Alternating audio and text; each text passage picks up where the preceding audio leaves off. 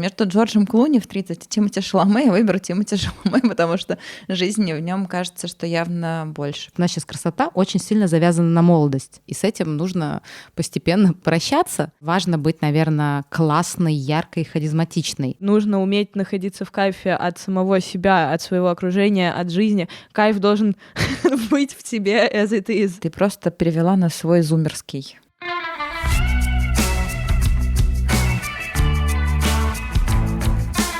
Привет! Это «Радио Аня», подкаст, в котором мы обсуждаем и исследуем процесс взросления, его влияние на нас, наши убеждения и ценности. И делаем это без предубеждений, осуждений, страха и истерики.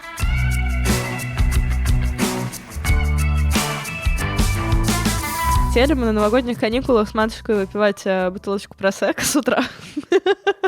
И матушка с абсолютно серьезным лицом сказала мне: Анечка, тебе пора колоть ботокс. У тебя на лбу скоро морщины будут от того, что ты морщишься все время. И меня так смутила эта мысль, потому что я, честно говоря, никогда не задумывалась о том, что о собственной внешности в том смысле, хорошая она или плохая.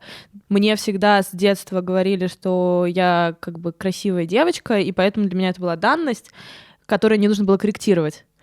Когда появилась какая-то история про то, что, оказывается, себя нужно чем-то дополнять, каким-то образом корректировать, усилять, или когда я начала наблюдать своих подруг одного возраста со мной, которые начали делать ринопластику, увеличивать себе губы, делать что-то со своими скулами, вытягивать жир из щечек, чтобы казаться какими-то супер... Да-да, прям реально. Не надо менять окружение. Нет, это как бы абсолютно адекватные люди. Это же не модно. Это вот ужасно это. модно. Ты видела Инстаграм? Посмотри на тех девушек, которые являются сегодня эталонами красоты. Белла Хадид, Селена Гомес, Ким Кардашьян. Это супер вылизанные женщины. В их естественную внешность вкололи столько допинга. Даже будь это не филлеры, а йога или какой-то wellness-массажи. Это супер вложившиеся в себя женщины. Я даже недавно видела какой-то пост в Инстаграме, что в 90-е был бум babyface. Не героиновый шик, когда была Кейт Мосс, а чуть попозже, когда стал популярен babyface и появились модели Victoria's Secret, которые были супер женственные, у них были фигуристые достаточно тела. Да, у них были супер худые ноги все равно, но при этом у них была жопа, у них была грудь, все как бы было на своих местах. А сейчас стала популярной внешность какая-то достаточно инопланетная, переделанная, в некотором смысле трансформированная. Слушай, во-первых, мне кажется, я не очень согласна про только Беллу Хадид, кроме там есть Джиджи Хадид с щечками, очень твой типаж, кстати, красоты. Мне как раз кажется, что наоборот, мы сейчас живем в веке, когда красота может быть разной. Но ты, судя по всему, росла, у тебя было очень счастливое детство, если только к 23 годам тебе предложили вколоть ботокс. Помню, как мне бабушка всегда говорила: ты девочка красивая и умненькая. Ну, то есть 7 лет меня били по лбу рукой, ну как, не в смысле били, что там леща отвешивали, а просто, чтобы не было морщин на лбу, а я человек вечно удивляющийся жизни, типа: о, ничего себе, вот с такими поднятыми местами. Мама в первый раз там депиляции с 13 лет, в 14 лет серьезный разговор о том, что ты девочка симпатичная, но надо немножечко похудеть. И у меня забирали конфеты. В целом тема красоты была важной всегда очень. В моей семье вообще ничего не было. У меня был, наверное, судя по всему, культ какой-то естественности. У меня в целом в семье достаточно красивые женщины, которые никогда не красились. Наверное, по этой причине меня никто не научил краситься, и я вот буквально недавно только научилась замазывать синяки. У меня никогда не было разговоров, о которых вы говорите. Никто никогда мне не говорил, как мне нужно корректировать свою внешность, нужно ли вообще. Тогда, когда мне было там 20 лет, про ботокс еще никто не знал. Может быть, дело в этом. И не было Инстаграма, и не было этих бесконечных сравнений людей друг с другом. И скорее это были поиски себя, своей идентичности, нежели, например, какие-то внешние ее проявления. Мне кажется, что вот это вот восприятие своей красоты очень сильно зависит от собственной самооценки. Потому что действительно куча ситуаций, в которых суперкрасотки все равно считают себя недо. И кто им эту идею в голову положил, ну, как бы, в принципе, понятно кто. Глянцевые журналы и родители. Интересно, почему так важно девочкам было быть красивым? То есть просто, да, всегда было образование, МГУ и все остальное. Никто не отменяет твоего социального развития, некоторого интеллектуального развития.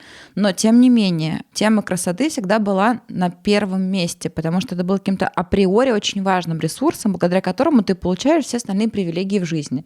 Ну, потому что в первую очередь очень большое количество лет главная роль девочки была жена и мать. И для того, чтобы тебя взяли в жены, и ты потенциально стала матерью, нужно было обладать достаточно неплохими внешними данными, потому что это, очевидно, побеждает самая здоровая особь условно, в прайде или в стае. А красота ассоциируется со здоровьем. Помните еще, вы не смотрели сериал «Бриджертоны», по-моему, он называется? Смотрела. Один сейчас на Netflix в топе, как их выводили на бал, вот первый бал дебютанток, да, и там сидела королева и оценивала их взглядом, и как королева, если видела красиво, говорила само совершенство, все, она априори была очень успешной дебютанткой. Красота до сих пор — это некий социальный конструкт, который приводит тебя к успеху. Если ты симпатичная, ты скорее получишь какие-то ништяки. И лайки. И лайки в Инстаграме. А лайки — это допамин, как мы знаем. И когда ты приходишь в кофейню, и молодой мальчик тебе наливает кофе бесплатно, или ты там в баре, тебя кто-то угощает, или ты скорее понравишься на собеседовании. Про собеседование, кстати, не всегда. Потому что существует такой тоже стереотип, что типа красивая равно не очень умная.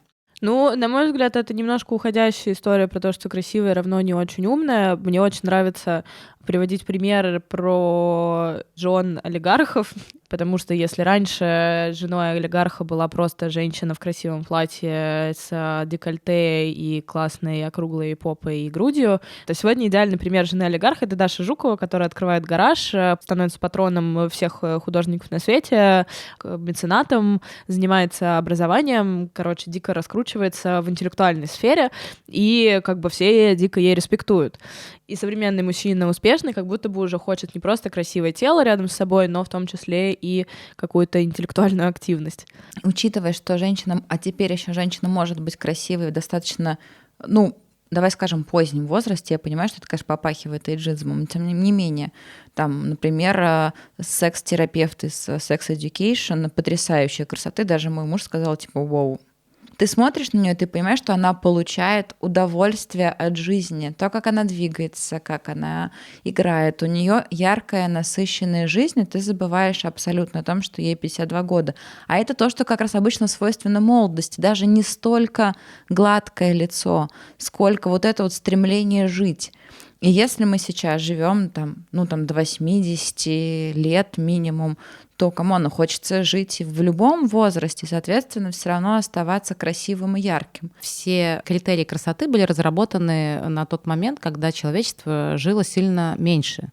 Сейчас мы подходим к тому, что зрелое поколение будет увеличиваться в своем размере. Люди нашей планеты меньше рожают детей, но при этом живут дольше. И поэтому получается, что количество взрослого поколения будет все время увеличиваться. В этой ситуации мы неизбежно должны будем пересмотреть свое отношение к красоте, привлекательности, длительности отношений между полами и так далее. И по этой причине, наверное, сейчас появляются обложки журналов и новые идолы красоты условно за 30, сильно глубоко, может быть, за 30, такие как Хелен Миллер, Мэй Маск и куча других людей. Появляются агентства для взрослых моделей, такие как Алдушка и так далее. Это в некотором смысле будет освобождать в том числе женщину от гнета бесконечного вот этого поддерживания молодости, не красоты, а именно молодости, потому что у нас сейчас красота очень сильно завязана на молодость. Раньше эталоном красоты же считалась высокая, длинноногая, голубоглазая девушка-блондинка. И знаете, почему это было? Потому что это все рецессивные гены. Потому что быть брюнеткой — это прогрессивный ген, который появляется у большего количества людей. Быть низеньким — это прогрессивный ген, который появляется у большего количества людей. А рецессивный ген — это тот ген, который менее распространен среди человечества, и поэтому вот эта меньшая часть человечества считалась красивой. Это очень интересная история, на мой взгляд. И уже потом, когда у нас появились соцсети, когда мы начали критически осмыслять красоту, когда мы начали развивать какую-то историю про восприятие внешности и философски об этом думать, красота стала флюидной. Интересно, если смотреть в историческом контексте на то, что считалось красивым, всегда считалось красивое редким. Там в Китае, например, черным закрашивали зубы, потому что сладкого было мало, а когда ты ешь сладкое, портятся зубы, и когда у тебя портятся зубы, значит, ты достаточно богат для того, чтобы иметь возможность есть сладкое. И, соответственно, красивым были женщины без зубов, и женщины закрашивали. Это как полные женщины в средние века, потому что Да. было мало еды, и полнота считалась признаком богатства и, соответственно, красоты. Да, кстати, крутая история, можно из жизни расскажу. Когда я приехала в Калининград после большого как бы уже периода жизни в Москве, и, соответственно, встретилась случайно в каком-то кинотеатре со своим одноклассником. И я такая же, собственно, субтильная, как и была раньше. Я там была с подругой, мы как-то общаемся, я отхожу в туалет, и он моей подруге говорит: Аня такая худая, может, ей денег нужно, может, помочь чем? Как бы, а на что и моя подруга говорит: ну, вообще-то для того, чтобы быть худым, нужно гораздо больше денег. То есть в некотором смысле получается, что вся история про красоту — это история про богатство. И про успех.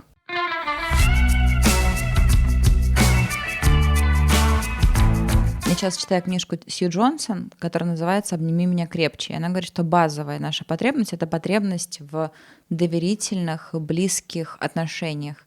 Она отвергает, и все современные опыты в психологии отвергают историю про то, что когда ты становишься взрослым, ты становишься самодостаточным и независимым от противоположного пола, ну или не противоположного, от построения близкого человека, с которым ты строишь любовь, по сути, где ты чувствуешь себя принятым очень. И красота сильно связана с любовью, особенно в нашей стране, внешняя красота. И, возможно, мы каждый год взросления становимся чуть более уязвимыми, потому что мы боимся, потерять своего близкого человека, потому что вдруг он выберет кого-то помоложе, потому что в культуре есть очень много стереотипов и сценариев про то, как мужчина уходит к более молодой, красивой женщине. Потому что ты стареешь, а вдруг тебя перестанут так любить. Ну, то есть, по сути, на самом деле, когда мы говорим про красоту, мы еще говорим про некоторую базовую потребность, потому что она сильно завязана на то, насколько ты достоин любви, насколько вот чем более ты красив, тем больше ты достоин любви, тем больше у тебя шансов на удачный брак и так далее. Мне кажется, это как история «встречают по одежке, провожают по уму». Здесь такая же история, что ты как там самки привлекают самцов, с одной стороны, а потом уже ты вступаешь в отношения с человеком. То есть просто у красивого человека больше шансов, что на него первично хотя бы дадут ему какой-то карт-бланш. В моей школе, условно, в детский сад не помню, но в моей школе были, конечно, суперкрасотки, и также эти суперкрасотки обычно не отличались действительно какой-то там умом и сообразительностью, потому что в момент, когда ты начинаешь быть интересным для мальчиков, ты понимаешь свою власть над мужским полом просто за счет красоты, и тебе вообще больше ничего не надо иметь. А все, кто этим не обладал, были вынуждены читать, собственно, учиться, увлекаться чем-то для того, чтобы, если тебе первого шанса не дали, то ты хотя бы со второго шанса, может, произведешь впечатление. Это, конечно, тоже стереотип, и бывают охренительно крутые, красивые женщины с бриллиантовым умом, но в целом, как бы, опять же, если говорить о природных каких-то вещах и о нашей базовой там потребности размножаться, наверное, быть привлекательным что самцом, что самкой уже достаточно для продолжения рода. Другой вопрос, что мы хотим еще. Да, и вот в этом, что мы хотим еще, наверное, главный вопрос про взросление. Потому что мне очень хочется оставаться привлекательной, для меня это ресурс питательный. Когда ты входишь, когда ты выряжаешься, долго стоишь перед зеркалом, красиво подбираешь одежду, платье, чулки, туфли, выходишь на вечеринку, и ты чувствуешь, как тебя хотят.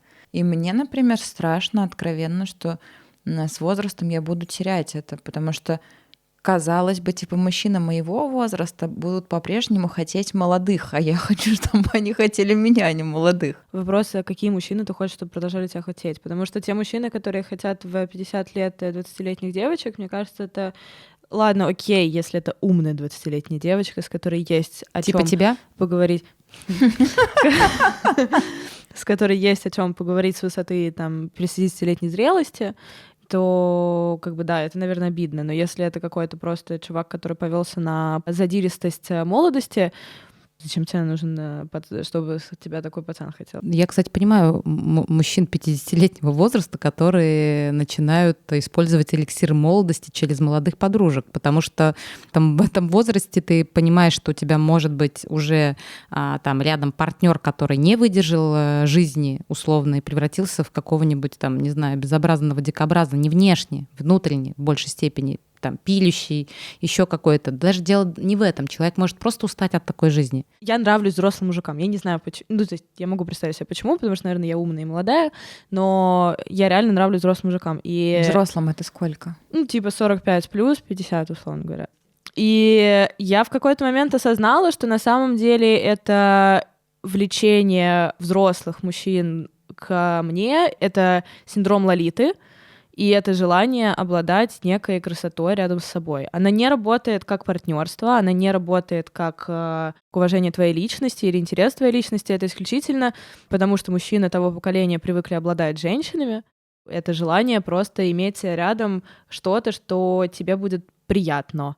У меня появляется очень большой инсайт относительно того, что кажется, красота и молодость, если брать эту связку, она очень связана с тем, насколько ты желаешь жить. Потому что тебе хочется не только из-за того, что ты обладаешь чем-то красивым и молодым. Конечно, но ты же понимаешь, что желать жить нужно изнутри себя самого. Ты не можешь компенсировать отсутствие этого желания другим человеком, потому что ты просто убьешь его этим. Среда тоже влияет. Если как бы окружить себя молодняком, почему многие преподаватели остаются долго в тонусе и так далее? Это известная тема. Чем моложе твое окружение, тем дольше ты будешь молодым, потому что они тебя подтягивают наверх. Собственно, самим фактом своего существования и там проблематикой. То есть, условно, будь у меня мое окружение, мы бы сейчас уже черти сколько времени обсуждали бы, не знаю, может быть, козлов, мужиков и то, как что там, не знаю, болит. Условно. Как бы, но я не хочу это обсуждать. Я выбираю поколение, у которого это не стоит в повестке. Честно говоря, будь я мужиком, я бы сделала то же самое. Слушайте, но мне тоже нравится Тимоти Шаломе. Между Джорджем Клуни в 30 и Тимоти Шаломе я выберу Тимоти Шаломе, потому что жизни в нем кажется, что явно больше. В какой-то момент перестаешь тянуться к мудрости. Это разные стили. Знаешь, Тимоти Шаломе — это один стилек, когда ты гуляешь по Нью-Йорку, весь такой, типа, с девчонкой под дождем, вы покурили джойнт, покатались на скейте, съездили в домик у озера, и там, типа, дико кайфанули. А Джордж Клуни — это...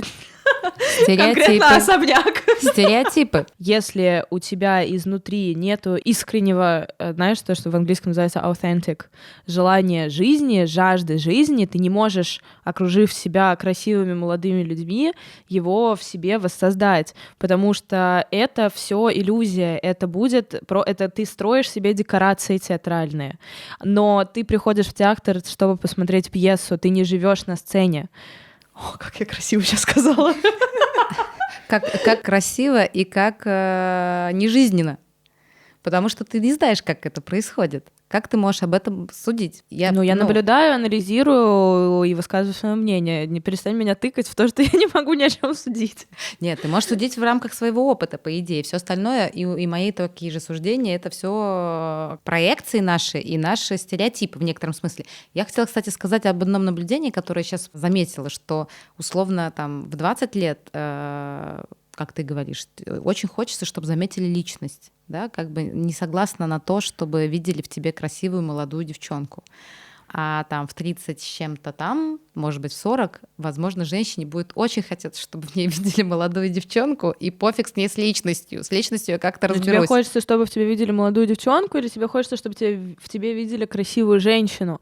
Мне кажется, это очень разные штуки. Я не отрицаю, мне нравится внимание к моей внешности, мне просто не хочется, чтобы оно превалировало над вниманием к моей личности, потому что когда такое происходит, и, например, я не знаю, знакомлюсь с кем-то в баре, и в какой-то момент я осознаю, что мужчина просто ведется на мою внешность.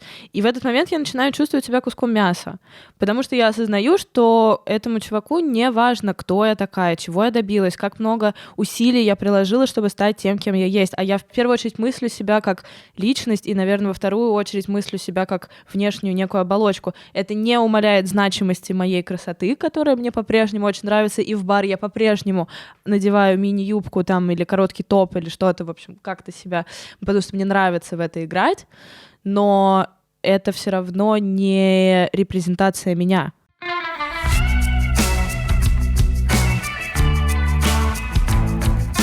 Ты считаешь себя красивой? Да, А ты считаешь себя привлекательной? да. И всегда так считала, не было никаких... Это очень флюидно. Есть дни, когда я не считаю себя красивой, не считаю себя привлекательной. Это зависит от внешних факторов, от моего внутреннего состояния, от того, в каком настроении я сегодня проснулась, или там сели на меня джинсы, которые вчера сидели, или не сели, или от того, объелась я с утра и чувствую себя теперь тяжелой, или не объелась с утра и чувствую себя бабочкой. Насколько важно чувствовать себя привлекательной? Для меня важно. То есть важно не объедаться с утра для того, чтобы не чувствовать себя... Нет, это условный пример. Мгм. Это как бы это все просто примеры того, что может меня, условно говоря, сбить с самоощущения некого. И сбить самоощущение может как супер большая драма, которая со мной случится, и я просто перестану в принципе мыслить о себе как о привлекательном человеке, да, то есть с тобой что-то случается, и ты вообще отключаешься от некого внешнего самоощущения себя. Или это может быть супер маленькая какая-то вещь, я не знаю, тебе не понравилось сегодня с утра отражение, и ты увидела какую-то складочку, которую до этого не замечала, и не порадовалась этому, и это чуть-чуть подпортило твой день. А завтра ты ее не увидишь, потому что ты не поел на ночь и проснулся с плоским животом, и классно себя чувствуешь от этого. Как ты думаешь, что нужно делать сейчас для того, чтобы в 40 чувствовать себя красивой и привлекательной? Я очень сильно хочу вкладываться в свой круг общения и окружать себя классными людьми. Я думаю, что это во многом залог того, что ты чувствуешь себя красивым и привлекательным, когда у тебя большое количество людей, которые тебя окружают, и ты им нравишься. Это и друзья, и любовники, и знакомые. Твой такой капитал, с которым ты уходишь на пенсию. И бабки — это на самом деле полная херня, важно уйти с человеческим капиталом на пенсию. И когда ты уходишь с большим человеческим капиталом на пенсию, с классными людьми, с которыми ты там либо прошел эту жизнь, либо ты с ними познакомился 5 лет назад, познакомился год назад, но ты действительно окружен людьми, которым ты нравишься, я думаю, что это залог того, чтобы чувствовать себя классно в 40, 50, 60, 70, 80. Из красивой и привлекательной Аня дошла до ощущения классной. Вот я скорее тоже, честно говоря, в этой какой-то категории мыслю. Важно быть, наверное, классной, яркой, харизматичной. Я понимаю, что условно то, что сейчас называется красотой, оно все-таки пока привязано сильно к молодости, и с этим нужно постепенно как бы прощаться. И я надеюсь, что условно вот эта юношеская красота у меня заменится там сильнейшей харизмой, яркостью, своим собственным стилем и там, не знаю, бриллиантовым умом для того, чтобы сражать людей наповал просто своей уникальностью. Я, в принципе, если честно, в этой стратегии живу, наверное, со школы. Для меня очень большое значение играет наличие партнера, который меня любит, уважает, не переделывает, не критикует, не говорит, что я старею, не знаю, не говорит мне о том, что у меня там, не знаю, попа большая или что-нибудь в этом роде. Я себе такие вещи говорю. А он мне все время говорит: Аня, ты как девчонка, перестань себе это придумывать. Ты прекрасно выглядишь, и я тебя люблю. И это, конечно, такая как бы кокон, который мне позволяет вообще не думать о том, что я могу выйти в тираж, условно, и, например, меня заменят на более новую совершенную модель. Но если вдруг это произойдет, я, наверное, погорюю какое-то время, но я уверена, что я встану и пойду дальше, потому что я имею уже сейчас, то, что говорит Аня, достаточно мощное социальное окружение, я имею какую-то свою идентичность, путеводную звезду или что-то, что меня очень сильно вдохновляет. Когда я вштырена какой-нибудь идеей, если честно, я вообще не вижу, как я выгляжу. Я могу не одеваться, я одеваю одно и то же, вот как, собственно, валяется что-то рядом на стуле. Я это одела и побежала быстрее к своему «маленькая прелесть», заниматься чем-то, что мне супер кайфово. По большому счету я начинаю об этом думать только тогда, когда себя плохо чувствую. На самом деле вот эта внутренняя наполненность, полноценность тебя как тебя самого, осознание себя, своей личности, своих желаний, своих интересов. В общем, какая-то внутренняя фактура. Вот что делает тебя особенным, потому что на самом деле желание быть красивым, желание всем нравиться, это я про себя в любом случае знаю, это что мне всегда хочется быть особенной. Но невозможно быть особенным в мире, где куча красивых людей. Ну реально, как бы есть миллиард девочек гораздо красивее меня. При этом как бы уникальность моей личности, вот что делает меня по-настоящему особенной, нескучной, привлекательной. Если красота равно особенность, то для меня особенность равно все-таки личность. Я вообще так благодарна вам за этот разговор, потому что, видимо, для меня тема красоты была важнее, чем для вас обеих, и она для меня какой-то была ключевой. И я искренне красивой почувствовала себя, наверное, только ближе к 30 годам. Может быть, потому что, да, у меня появился мужчина, который любит меня безгранично, и вот который с утра говорит: ты такая красивая. Я говорю: ну ты что, с ума сошел? Ты вообще видел, какая я опухшая? Не, ну ты Я не могу видела понять, эти вы глаза? сейчас хвастаетесь или что? Это конкурс Мы скорее про то, что, мне кажется, мы говорим сейчас о том, как важно находить поддерживающую среду, не знаю, в идеальном случае, когда я есть... издеваюсь над вами. Все говорят, что вот, важно быть самодостаточной, не зависеть от мнения мужчины, чувствовать себя красивой, независимо от этого. Но пока ты находишься в гонке, я находилась в гонке, все равно всегда возникали сомнения, потому что всегда будут женщины, которые красивее тебя, и которых ты находишь красивее себя. И когда, по крайней мере, в моей жизни, это просто факт, появился мужчина, который начал любить меня даже тогда, восхищаться мной даже тогда, когда я не могу собой восхищаться. Я впервые вся в жизни, у меня этот вопрос немножечко спал в важности. И тут вдруг как бы я переступила 30-летие, и, видимо, стало страшно, что я потеряю эту красоту, опять потеряю эту уверенность. И сегодня я поняла, что красота для меня, вот если для тебя это уникальность, а для меня это способность получать удовольствие от жизни. И вот когда ты светишься, когда тебе кайфово от самого себя, от процесса существования, ты становишься красивым. Это то, что нам нравится в молодости. Не столько внешние какие-то критерии красоты, а способность кайфовать от того, что ты живешь. Вернусь немножко к началу твоей мысли о том, что восприятие себя во многом связано с наличием партнера.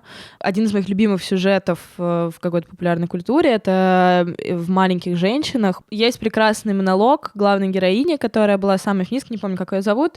Почему же женщину воспринимают только как объект для любви? Ведь у женщин есть мозг, у женщин есть таланты, у женщин есть способности, у женщин есть очень большой потенциал. Мне очень обидно, что женщину воспринимают только как объект для любви. Дальше пауза, и она говорит: ну почему же тогда я чувствую себя так одиноко? Я считаю, что это гениальный момент. Он супер описывает вообще все, что происходит с современными девчонками. Да, эмансипация, да, ты борешься за то, чтобы стать супер охуенной, с самой крутой карьерой, богатой, красивой, стильной, с накачанной жопой, и вообще, чтобы все просто офигевали от тебя, но когда рядом почему-то нет мужчины, твои акции чуть-чуть падают. И ко мне даже один раз, у меня, в принципе, практически никогда нету какого-то постоянного партнера, с которым я появляюсь на публичных мероприятиях. Ко мне один раз подошла знакомая, такая полупьяненькая, и она говорит мне: ну почему я все время вижу тебя без мальчика? Мне так хочется, чтобы кто-то занял твое сердце. Причем это даже не подруга, а просто какая-то баба левая, ну реально, мимо проходила. Простите, пожалуйста. И я в этот момент сижу такая: ёбасись, я пойду еще, пожалуй, негрони один выпью. Мне просто кажется, что это все очень большой бонус. Тебе супер повезло, и тебе супер повезло, и вообще всем, кто находит партнера, находит любовь, это вишенка на торте. Реально нужно кайфовать. Как я убеждена, что нужно уметь находиться в кайфе от самого себя, от своего окружения, от жизни. Кайф должен быть в тебе as it is, знаешь? И если в тебе этого нету, то может случиться такая история, что даже когда к тебе придет человек, ты не сможешь это реализовать, ты не сможешь реализовать этот кайф от жизни, потому что на самом деле пустоту внутри себя нельзя заполнять другим человеком. Это примерно то, что я сказала патетично, ты просто перевела на свой зумерский. Мне, кстати, кажется, что это нужно не только для женщин или девочек, неважно. Мне кажется, это просто потребность любого человека. И мужчин тоже. Просто, возможно, мужчины никогда в этом не признаются, потому что их учили другому. Но мне кажется, что наличие человека, soulmate, с которым у вас есть отношения, и они вас с обеих сторон устраивают. И это важно и нужно и мужчинам, и женщинам, потому что это создает вот эту некую базовую, не знаю, безусловную или не безусловную любовь, которая позволяет тебе раскрываться. по причине того, что ты просто не находишься в неком, там, не знаю, негативном, тревожном состоянии.